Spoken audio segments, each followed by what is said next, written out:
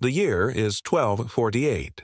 The once mighty Almohad Empire, which had ruled over vast lands spanning Morocco, Algeria, Tunisia, Libya, and Al-Andalus, is in its twilight. Once feared and revered, their dominance has now been reduced to a flickering ember, barely surviving in the face of internal strife and external threats.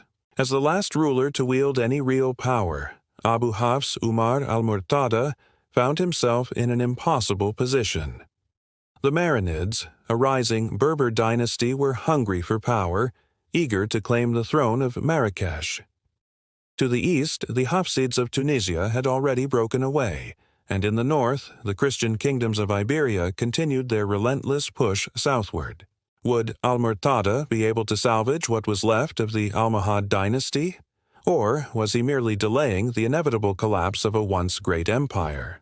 Before we dive in, like, comment, and subscribe to keep the history alive.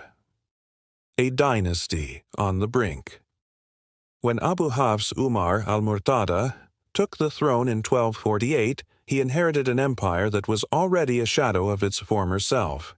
The Almohads had once ruled with an iron grip, uniting the Maghreb and Al-Andalus under their religious ideology and military might. But decades of infighting, betrayals, and external pressures had shattered their once unbreakable dominance. Al-Murtada ruled from Marrakesh, but his authority was constantly challenged. The Marinids, led by Abu Yahya ibn Abd al-Haq, were growing in power and influence. They had already conquered Fez and were eyeing Marrakesh as their next prize. Meanwhile, the Hafsids in Tunisia had declared full independence, severing another piece of the once grand Almohad Empire. Al-Murtada was a man trapped in a storm, too weak to reconquer lost territories yet too stubborn to surrender. The Marinid threat. A new power rises. The Marinids were once loyal to the Almohads, but as the dynasty weakened, they saw an opportunity. Under the leadership of Abu Yahya ibn Abd al-Haq, they had already taken Fez, establishing their own power base in Morocco. In 1258, the Marinids launched a campaign to capture Marrakesh. Al-Murtada, desperate to keep his rule intact, attempted to form alliances, but his efforts were futile. The Marinids were too strong, too organized, and had one clear goal: to eliminate the last remnants of Almohad rule.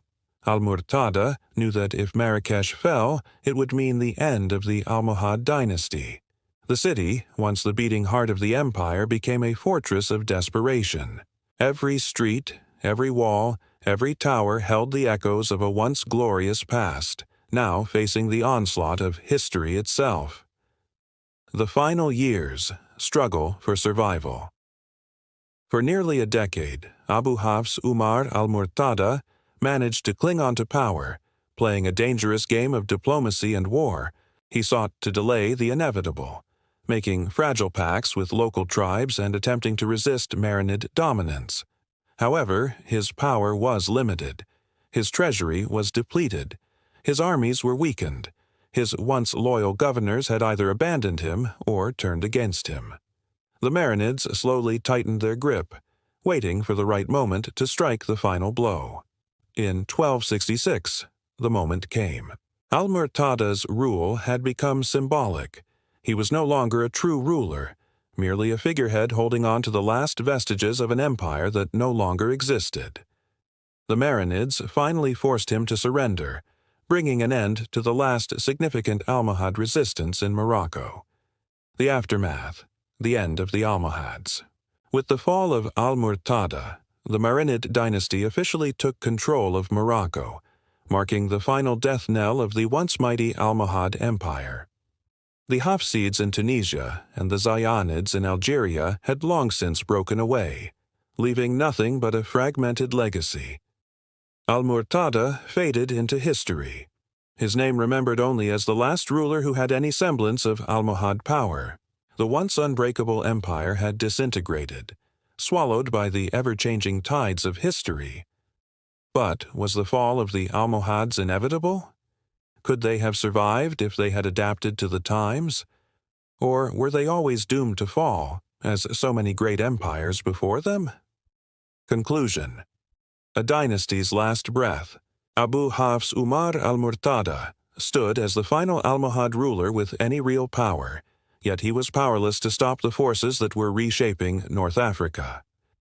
The rise of the Marinids, the independence of the Hafsids, and the unstoppable wave of history ensured that the Almohads would become just another chapter in the great book of fallen empires. What do you think? Could the Almohads have survived longer? Let us know in the comments. And don't forget to like, subscribe, and hit the notification bell to stay updated on the greatest stories from history.